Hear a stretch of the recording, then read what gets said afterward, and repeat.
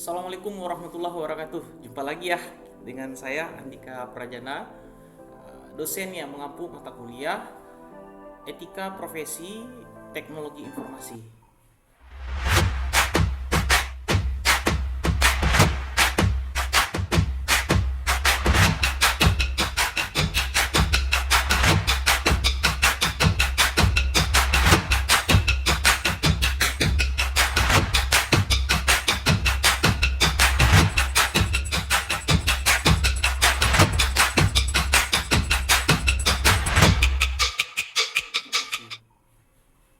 Pada kesempatan ini merupakan kuliah perdana kita. Pada pertemuan pertama, kita akan membahas hal-hal apa saja yang kita butuhkan pada perkuliahan online ini. Ya, jadi saya mengampu mata kuliah etika profesi ini itu sebanyak 2 unit. Ya, jadi ada 2 kelas. Saya lihat dulu ya. Iya, 2 kelas. Jadi etika profesi untuk hari Rabu dan juga etika profesi untuk hari Kamis. Saya buka dulu ya. Nah, pada mata kuliah etika profesi ini semua bahan sudah kita sediakan ya. Sudah saya sediakan pada Google Classroom. Ya, di situ juga ada seperti yang mahasiswa lihat ini pada layar saya juga. Ini ada absensi, di sini sudah ada RPS, kemudian pendahuluan, ya materi-materi yang akan dipelajari. Jadi mahasiswa selain melihat video ini juga soft copy bahan bisa juga untuk dibaca. Ya, jadi saya harap pada pertemuan online ini kan biasanya kita itu pertemuannya secara langsung ya, secara konvensional, di mana ada tatap muka, kita berada di kelas, kita berada di kampus. Tapi pada saat ini untuk sementara waktu kita belajarnya dengan cara online. Ya, jadi mahasiswa harus selalu sehat, harus selalu bahagia dan menjaga kebersihannya, ya, menjaga kebersihan tangan, kebersihan badan, sehingga terhindar dari beberapa penyakit, ya, misalnya penyakit demam, influenza, dan tentunya terhindar dari wabah COVID-19 ini, ya, amin amin ya rabbal alamin. Pertemuan pertama ini kita kontrak kuliah dulu ya. Jadi kontrak kuliah kita seperti ini ya. Jadi kontrak kuliah ada hal-hal yang harus diketahui oleh mahasiswa. Baik, yang pertama itu adalah kuliah secara sinkronos. Kuliah dengan sinkronos itu bisa dengan Google Meet, dengan Zoom nantinya. Jadi minimal nanti kita belajarnya secara streaming itu 2 kali pertemuan. Bisa jadi lebih, bisa jadi pas itu 2 kali pertemuan. Hanya saja pada pertemuan pertama ini mahasiswa saya ajak untuk kita bertemunya di YouTube, ya, di channel YouTube. Jadi dipastikan channel YouTube saya untuk di-subscribe. Karena pada channel ini nanti akan diberikan notifikasi kapan akan diadakan ujian mid semester, kapan akan diadakan tugas, dan juga kapan kita ujian akhir semester. Ya. Nah, kalau kuliah secara asinkronos, ya secara tidak langsungnya, itu yang sedang berlangsung, kita bisa belajar di Classroom, YouTube channel saya, kemudian WhatsApp group. Itu minimal 12 kali pertemuan. Ya. Nah, seperti yang mahasiswa lihat di bagian ini ya, di kontrak kuliah ini kan sudah terlihat ya. Nah, sudah terlihat bahwasanya di sini akan ada pertemuan-pertemuan yang akan saya isi nantinya. Bahkan nanti di pertemuan ke-8 kita akan adakan midterm atau ujian mid semester. Ya, hanya saja ini belum saya isi dan kemungkinan nanti akan saya isi setiap pertemuan dan akan saya rilis. Sehingga mahasiswa bisa untuk mengisi tugasnya atau membaca dari materi-materi yang kita sajikan. Ya, dikira begitu. Kita lanjut. Kemudian presensi kehadiran itu ada nanti di Siakat dan juga nanti akan ada nanti di Classroom. Ya, nanti akan ada di di Google Classroom. Kemudian mahasiswa wajib mengisi kehadiran pada form yang ada di Classroom. Nah, itu sudah wajib ya, dan juga di Siakat. Jadi yang paling wajib itu juga ada di Classroom. Kemudian mahasiswa juga harus subscribe channel YouTube kuliah. Jadi channel ini adalah channel saya. Di sini saya akan menyajikan materi-materi perkuliahan, termasuk di dalamnya mata kuliah Etika Profesi Teknologi Informasi. Ya, kemudian syaratnya lagi itu mahasiswanya tergabung di grup WhatsApp Etika Profesi TI. Nah, ini bisa nanti komitnya ya ketua kelasnya untuk menjadi admin, kemudian memasukkan mahasiswanya atau teman-temannya ke WhatsApp group. Ya, saya kira itu bisa dipahami. Kemudian untuk tugas-tugas salah satu yang paling penting ini adalah yang nomor 4. Tapi saya jelaskan dulu yang dari awal ya. Tugas yang pertama itu adalah membuat resume atau ringkasan dari materi yang saya berikan di Google Classroom dan juga video yang saya upload di channel kuliah. Kemudian tugas mandiri adalah membuat paper. Papernya nanti di-scan atau dijadikan PDF dan dikirim. Nah, masalah waktunya nanti akan diumumkan ketika kita proses perkuliahan. Ya, nah, saya belum bisa menentukan kapan di pertemuan berapa paper ini nanti akan ditugaskan. Kemudian tugas membuat kurikulum vitae.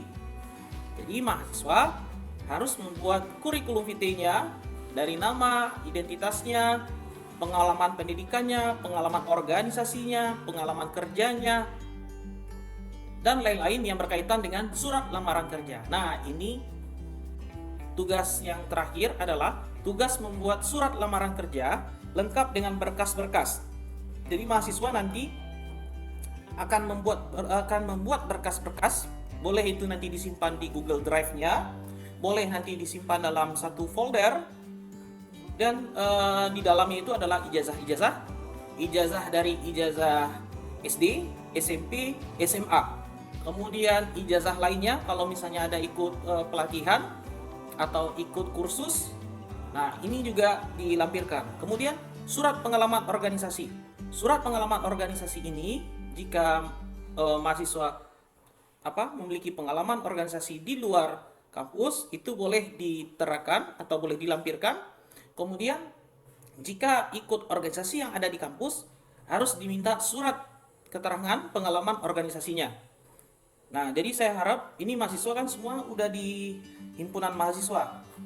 Mungkin bisa nanti pengurus dari himpunan mahasiswa membuatkan surat keterangan pengalaman organisasi. Ya, bagi yang tidak, ya mau tak mau harus ikut organisasi karena wajib sebenarnya organisasi yang ada di kampus. Sangat disayangkan kalau mahasiswanya nggak ikut pelatihan ya. Kalau kalian nggak ikut organisasi, nggak ikut pelatihan, wah ini akan menyulitkan kalian nanti ketika melamar pekerjaan. Karena yang dibutuhkan dari pengalaman dari lamaran kerja itu bukan hanya sekedar ijazah saja atau kemampuan sedikit saja, tapi pengalaman organisasi juga dibutuhkan. Karena apa? Akan terlihat bagaimana communication skill, ya, kemampuan komunikasi kalian dalam dunia pekerjaan. Nah, makanya organisasi ini juga sangat penting, ya. Nah, kemudian ada sertifikat kegiatan. Nah, kan banyak kegiatan ya. Kegiatan-kegiatan itu misalnya kegiatan seminar, stadium general, kemudian nanti ada workshop. Nah, itu juga dilampirkan. Jadi mulailah untuk mengumpulkan sertifikat-sertifikat yang selama ini kalian miliki, nanti di-scan, kemudian nanti dijadikan dalam satu folder, dan folder itu akan dikirim ke saya sebagai tugas akhirnya, ya. Nah, ini sertifikat keahlian dan sertifikat lainnya. Kira-kira begitu. Ya, baik. Eh, itu saja ya dalam kontrak kuliah yang kita butuhkan. Ya, mungkin saya coba ulangi lagi ya.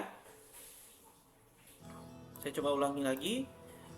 Kontrak kuliah kita secara sinkronus dengan Google Meet. Kemudian secara asinkronus kita bisa menggunakan Google Classroom, YouTube, atau WhatsApp Group. Kemudian presesi kehadiran wajib diisi di Siakat. Kemudian mahasiswa wajib mengisi kehadiran pada form yang ada di Classroom. Kemudian subscribe channel YouTube kuliah. Kemudian tergabung di grup WhatsApp Etika Profesi. Ya, kontrak ini menentukan nilai kalian semester ini di mata kuliah Etika Profesi. Kemudian tugas, kita dalam satu semester ini hanya ada 4 komponen tugas. Tugas membuat resume, ya, dari setiap video yang diberikan dibuat resumenya. Kemudian tugas mandiri adalah membuat paper. Kemudian tugas membuat kurikulum vitae, dan terakhir adalah tugas membuat surat lamaran kerja. Ya, template surat lamaran kerja itu bisa dicari di Google, ya, di Google. Dan mulailah membuat surat lamaran kerja yang bagus. Ya, karena kriteria penilaian surat lamaran nanti itulah penilaian dari saya. Kira-kira begitu ya. Baik. Selanjutnya pada mata kuliah Etika Profesi. Di mata kuliah Etika Profesi ini kita membahas tentang ini RPS ya. RPS sudah saya kasih lihat. Nah, di sini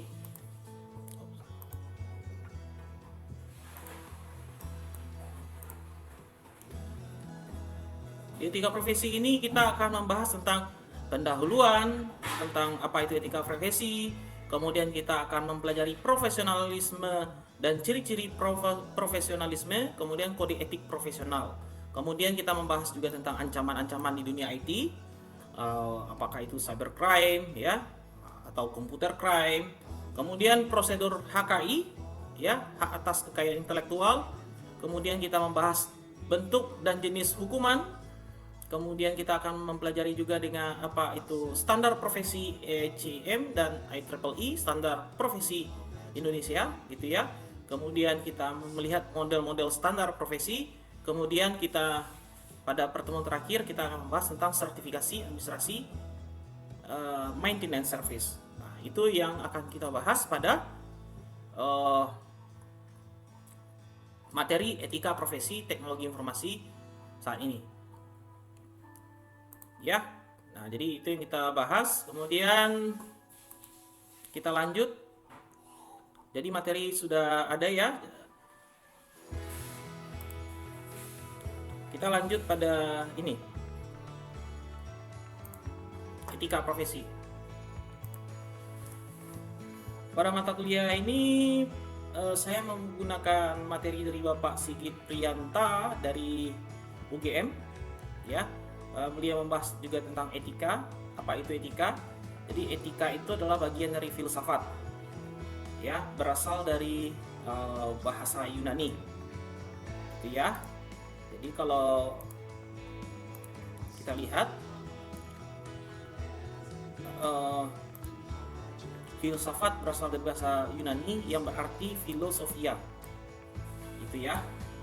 Filosofia, philo berarti cinta dalam arti yang seluas-luasnya, gitu ya. Jadi cinta bukan cinta aku ke kamu, tapi dalam artian yang luas. Ya, kemudian berkeinginan mencapai yang diinginkan. Nah, ini filosofi. Jadi berkeinginan mencapai yang diinginkan. Misalnya, saya mau mendapatkan pekerjaan di bidang pendidikan teknologi informasi atau di bidang teknologi informasi. Nah, ini ada muncul keinginannya. Nah, sehingga untuk mencapai apa yang diinginkan. Gitu ya, itu philo. Sedangkan sofia apa? Sofia adalah kebijaksanaan atau pengetahuan yang mendalam. Itulah sofia. Ya. Baik, dalam filsafat. Filsafat itu adalah ilmu pengetahuan yang menyelidiki hakikat segala sesuatu untuk memperoleh kebenaran. Apa-apa saja untuk memperoleh kebenaran itu, yang pertama itu adalah rasionalisme, akal. Ya, masuk akal nggak? Kemudian berikutnya adalah materialisme, materi. Kemudian hedonisme, kesenangan.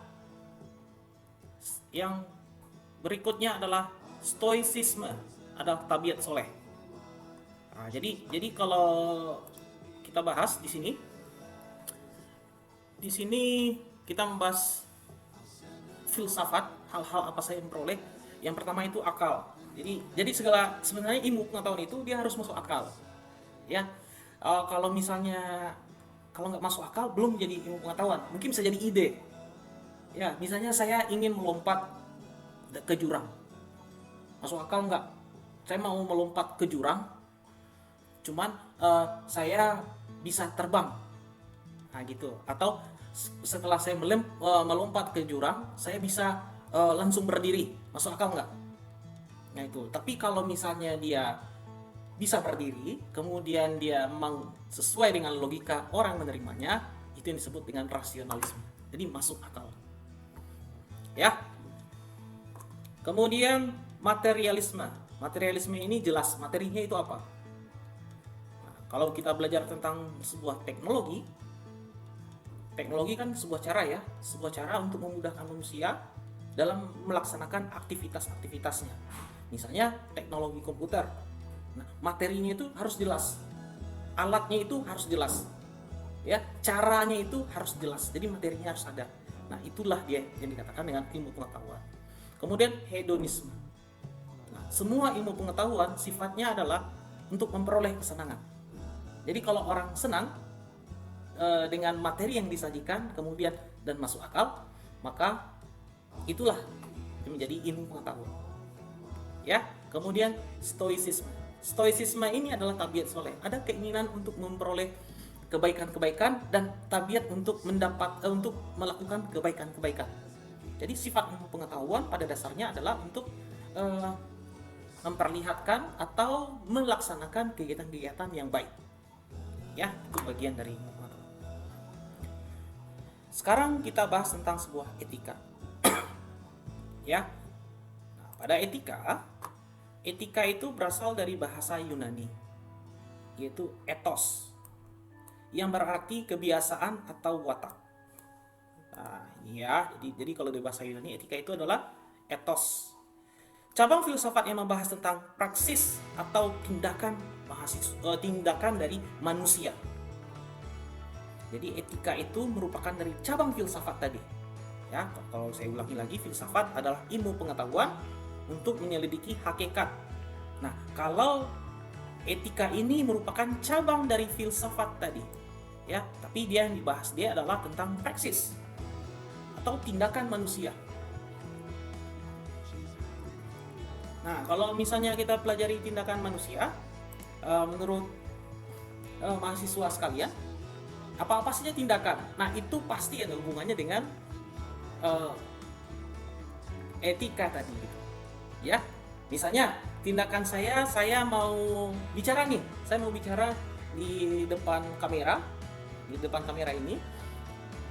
Kira-kira bagaimana etikanya? Nah gitu ya, apakah mungkin kalau masuk akal nggak kalau misalnya saya lagi ngomong dengan kamera tapi saya mengupil hidung, masuk akal nggak? Nah itu jadi bagian dari etika. Jadi itu ilmu pengetahuan yang membahas tentang etika atau tindakan dari manusia. Ya, lanjut. Cabang ilmu yang mempelajari apa yang baik dan apa yang tidak baik. Nah, jadi dijelaskan ya, apa yang baik dan apa yang tidak baik. Jadi ada perbedaannya. Ya, mana yang menjadi sebuah kesalahan dan mana yang disebut sebagai kebenaran. Nah, itu dia. Kemudian tidak mempersoalkan keadaan manusia, melainkan mempersoalkan bagaimana harus bertindak. Jadi etika tadi tidak mempersoalkan keadaan manusianya. Baik manusia itu senang, baik manusia itu sedih, baik itu manusianya melamun atau manusianya itu lagi sakit, ya, atau lagi ngapain gitu ya keadaannya, ya, etika tidak melihat keadaan seperti itu, melainkan tindakan bagaimana, ya, sebuah tindakan. Misalnya dia bahagia, tindakan apa yang harus kita lakukan? Bagaimana membuat orang bahagia? Bagaimana membuat orang senang? Bagaimana membuat orang sedih? Bagaimana membuat orang kecewa? Bagaimana membuat orang marah? Nah, itu dia. Jadi dia etika ini, ya, mempersoalkan bagaimana harus bertindak. Ya. Kemudian tindakan manusia ditentukan oleh bermacam-macam norma. Nah, banyak norma ya, berbeda-beda ini tindakan manusia. Contohnya aja misalnya kalau kalian yang berada di Banda Aceh, norma-normanya berbeda dong dengan norma-norma yang ada manusia yang ada di Sumatera Barat atau manusia yang ada di Padang. Nah, beda kan? Nah, ini jadi masing-masing daerah itu norma-normanya juga berbeda. Ya, tindakan manusia ditentukan oleh bermacam-macam norma. Kemudian secara umum dapat diartikan sebagai nilai-nilai normatif, ya, atau pola-pola perilaku seseorang atau lembaga sebagai suatu kelaziman yang dapat diterima secara umum dalam interaksi dengan lingkungannya. Jadi maksudnya begini, nilai-nilai normatif, nilai-nilai yang umum. Nah, kalau kita lihat ya, bukan nilai-nilai kekhususan, tapi dia normatif secara umum atau pola perilaku seseorang atau lembaga atau komunitas sebagai suatu kelaziman yang dapat diterima umum. Nah, diterima secara umum dalam interaksi dengan lingkungannya. Nah, jadi nilai-nilai yang umum ya, bukan nilai personalnya gitu. Nah, contohnya begini. Contohnya orang Padang itu pelit ya gitu. Ya kan ada itu ya, orang Padang itu pelit. Nah, itu tidak bisa. Karena apa? Karena kita menilai sebenarnya kita hanya melihat satu atau beberapa orang. Kita tidak bisa melihat orang gitu ya, orang secara umum atau secara normatif tadi. Ya, karena norma tidak dibentuk dari khusus orang itu. Misalnya kalian punya teman gitu ya.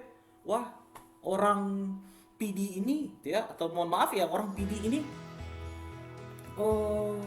jahil. Padahal sebenarnya teman Anda yang jahil gitu. Misalnya teman Anda si Fulan, dia dari PD, Anda ngomong, wah kamu jahil ya, kamu kurang kerjaan. Terus kalian langsung menjudge, wah kamu orang PD, gitu ya, kamu orang PD jahil. Sehingga orang lain yang mendengar, wah orang PD jahil. Nah, tidak begitu. Oh, orang Banda Aceh suka ketawa. Oh, tidak bisa kita melihat. Padahal kita hanya melihat beberapa orang gitu, atau satu orang. Jadi kita tidak bisa menjudge seseorang. Nah, inilah yang dibahas pada etika ini, ya, pada mata kuliah kita ini. Nah, norma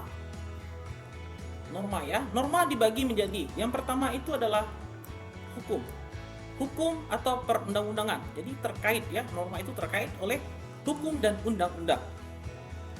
Kemudian norma moral. Ya, moral itu adalah hati nurani manusia. Nah, merupakan bagian dari etika juga. Itu moral.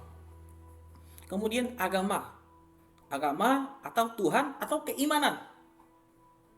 Kemudian sopan santun. Nah, sopan santun ini adalah kehidupan sehari-hari, bagaimana si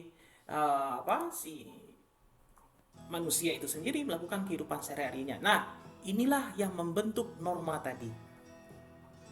Ya. Baik, kita masuk ke bagian hukumnya. Hukum, peraturan perilaku formal yang dipaksakan.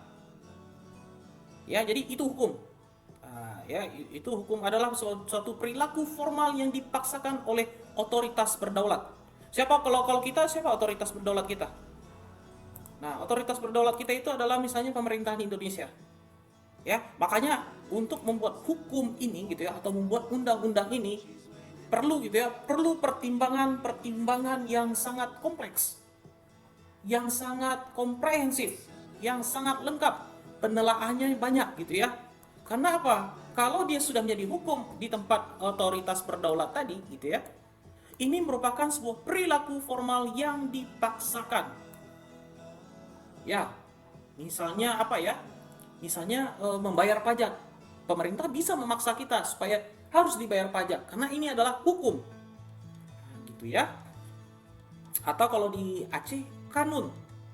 Nah, ya hukum apa undang-undang hukum yang mengatur mengatur otoritas di kekhususan Aceh tadi.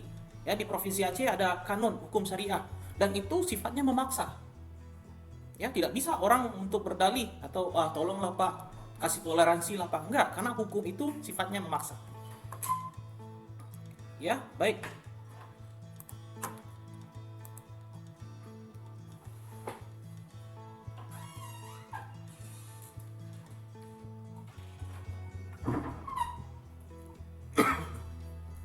Berikutnya kita akan membahas tentang di bidang komputer. Nah, dalam bidang komputer, kejahatan pertama muncul pada tahun 1966. Ya, itu zamannya orang tua kalian kayaknya ya, tahun 66. Pada saat seorang programmer memodifikasi program pengambilan rekening, sehingga rekening kosong milik nasabah bisa digunakan terus-menerus.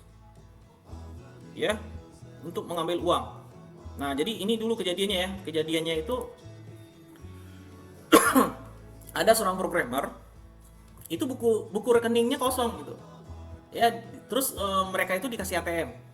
Nah, kayak kalian kan, kalian ATM-nya misalnya saldonya tinggal 50.000, cuma dengan dimodifikasi ya di ini, kemudian dia terus mengambil ATM gitu ya, pergi ke ATM, dia ambil 1 juta, dia ambil 2 juta, padahal di rekeningnya cuma 50.000. Nah, ini kejadian pada tahun ini udah bermula ya pada 1966. Mungkin dulu transaksi itu kalau dulu tidak ada mesin ATM gitu ya, ketika kita mengambil slip setoran atau slip penarikan, nah di slip penarikan itu dia tulis saja, dia ambil misalnya $1.000, kemudian dia ajukan ke bank, kemudian di bank itu dilihat, oh iya Bapak Fulan ini rekeningnya masih ada sekitar 100 juta, padahal sebenarnya itu sudah dimanipulasi, padahal dananya mungkin hanya $100, tahu-taunya diambil $1.000 terus menerus. Nah, sehingga ini menjadi sebuah permasalahan. Nah, menjadi permasalahannya apa? Nah, pengambilan uang ya dengan cara mencuri. Nah, makanya hukum dibutuhkan ya, salah satunya hukum pidana ya, hukum kejahatan. Dikira begitu. Nah, kita masuk ke materi etika dan etiket. Etika berarti moral, ya. Etiket berarti sopan santun. Nah, ya pada kejadian pada kejadian sehari-hari, kalian kan bisa melihat, wah, ini anak nggak punya etika, artinya nih anak nggak punya moral. Ya, nah misalnya tadi sedang belajar gitu ya, ternyata ngobrol dengan teman-temannya, ya, atau kakinya ke atas. Nah, itu bukan etika, tapi etiket. Wah, ini anak nggak punya etiket. Etiketnya apa? Nggak punya sopan santun. Ya, lagi belajar kakinya di atas. Atau lagi belajar ngobrol dengan teman-teman. Nah, ini etiket, bukan etika. Kalau etika sudah lebih dalam lagi ke moralnya gitu. Nggak punya hati nurani. Ya, nah itu. Jadi itu perbedaannya. Kemudian moral dapat diartikan sebagai semangat atau dorongan batin dalam diri seseorang untuk melakukan atau tidak melakukan sesuatu. Nah, ini moral ya. Etika lebih menekankan kepada nilai-nilai perilaku dalam berinteraksi dengan lingkungannya. Etiket adalah ajaran sopan santun yang berlaku jika bergaul atau berkelompok. Nah, persamaannya apa antara etika dan etiket? Kedua-duanya itu menyangkut perilaku manusia.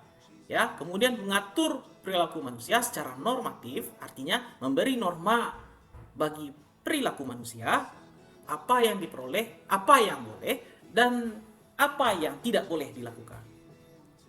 Kira begitu ya.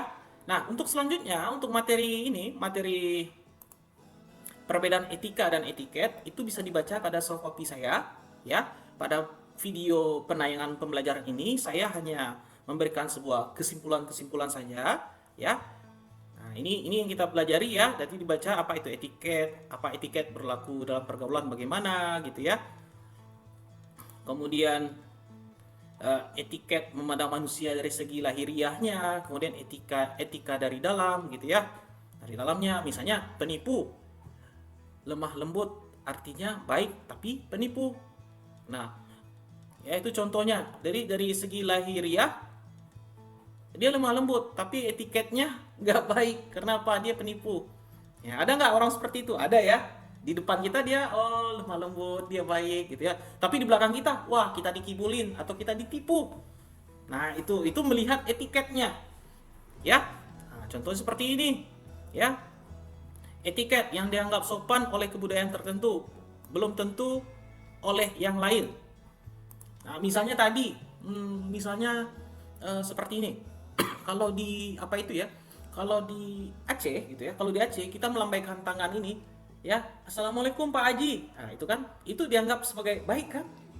Dianggap baik, wah dia menghormati. Dan itu kalau boleh, misalnya saya yang umurnya misalnya 30-an dengan umur yang 50-an, kita lambaikan tangan, itu nggak masalah. Tapi kalau di Padang, ya di Padang, anak yang umur 30-an kalau mengancungkan tangan seperti ini kepada orang yang umur 50 tahunan, itu dia cenderung dianggap nggak punya etiket gitu. Ya, karena mengacungkan tangan pada orang yang paling tua. Nah, itu seolah-olah seolah-olah nggak sopan. Nah, ini kan berbeda ya, berbeda. Contohnya lagi, kalau kita misalnya ini, kita stop mobil, ya. Ini tangan kiri saya nih ya, ini tangan kiri saya. Kalau misalnya kalian di Aceh, nanti stop mobil atau stop labi-labi, kita stop pakai tangan kiri. Pinggir pak gitu. Mau nggak orang mobil orang labi-labi atau busnya itu berhenti? Paling-paling kita dimarahin kan? Nah, coba kalau mohon maaf yang ada di beberapa tempat, misalnya di Medan, misalnya ada di Jakarta. Di Jakarta kalau kita pinggirin mobil pakai tangan kiri aja nggak masalah. Oh iya. Atau di luar negeri mungkin ya, atau di Eropa kita stop mobil pakai tangan kiri. Nah, itu biasa aja. Nah, ini berbeda kan? Etiket itu berbeda. Ya, nah, itu yang perlu kita bahas. Berikutnya prinsip-prinsip etika. Prinsip adanya prinsip keindahan. Ya, etika manusia berkaitan dengan nilai-nilai keindahan, prinsip persamaan. Hakikat manusia menghendaki adanya persamaan antara manusia satu dengan yang lainnya. Nah, ini etika ya. Ada keindahan, ada persamaan. Kemudian prinsip kebaikan, segala sesuatu yang menimbulkan pujian. Ya, manusia, kebaikan, tatanan sosial, ilmu pengetahuan, agama, dan lain-lain. Jadi ada kebaikan. Kemudian ada prinsip keadilan. Ya, adanya kemauan tetap untuk kekal dan memberikan kepada setiap orang yang semestinya. Kemudian prinsip kebebasan, menginginkan keleluasaan bertindak berdasarkan pilihan. Kemudian prinsip kebenaran, segala sesuatu harus dapat dibuktikan kebenarannya. Ya, nah, jadi kita ulangi lagi, prinsip etika itu adalah adanya prinsip keindahan, prinsip persamaan, prinsip kebaikan, prinsip keadilan, prinsip kebebasan, dan prinsip kebenaran. Ya, fungsi etika. Fungsi etika itu apa? Diperlukan untuk mengambil sikap yang wajar dalam suasana perbedaan. Jadi kalau kalian ada suatu kalau kalian ada suatu perselisihan atau perbedaan, nah disitulah fungsi etika sebagai aturan normatif, ya, aturan umum. Etikanya bagaimana? Kayak gitu ya. Nah, itu dia. Jadi diperlukan untuk mengambil sikap yang wajar dalam suasana perbedaan. Nah, perbedaan dalam apa? Misalnya dari suku, ya kan masing-masing kalian itu sukunya berbeda-beda ya kan? Sukunya berbeda-beda. Kemudian kebudayaannya berbeda-beda. Kemudian agamanya mungkin ada nanti ketemu dengan agama yang berbeda-beda. Misalnya non-Islam, ya, agama Buddha, agama Hindu, agama Kristen. Ini yang dibutuhkan. Ini yang harus kita lihat ya. Perbedaan itu dari etika lah kita melihat. Kemudian modernisasi membawa perubahan yang berbeda. Ini ya seperti hal sekarang ya. Modernisasi, adanya sebuah modernisasi di era new normal ini. Ya, salah satunya apa? Pembelajaran secara online, dan keseluruhan dosen itu ngajar secara online. Begitu juga dengan kalian nantinya. Kalau kalian yang ingin menjadi sebuah pendidik profesi sebagai dosen atau profesi sebagai guru, sudah saatnya kalian memikirkan sebuah cara-cara ya, cara-cara dalam mengoptimalkan pembelajaran online. Gitu ya. Nah, kan bisa jadi besok kita nggak harus lagi bertatap muka di dalam kelas. Ya siapa tahu di zaman ke depan atau di era ke depan itu ya terjadi pembelajaran yang sifatnya online.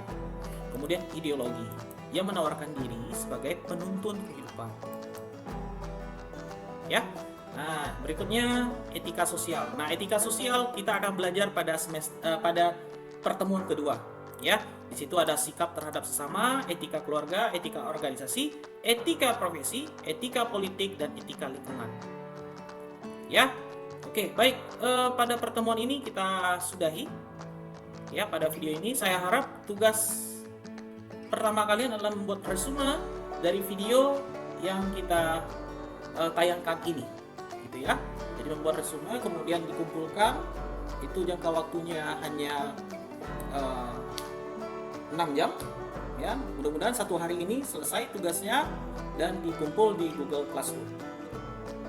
Baik, demikianlah perkuliahan kita pada pertemuan pertama ini. Kita sudah belajar tadi ya.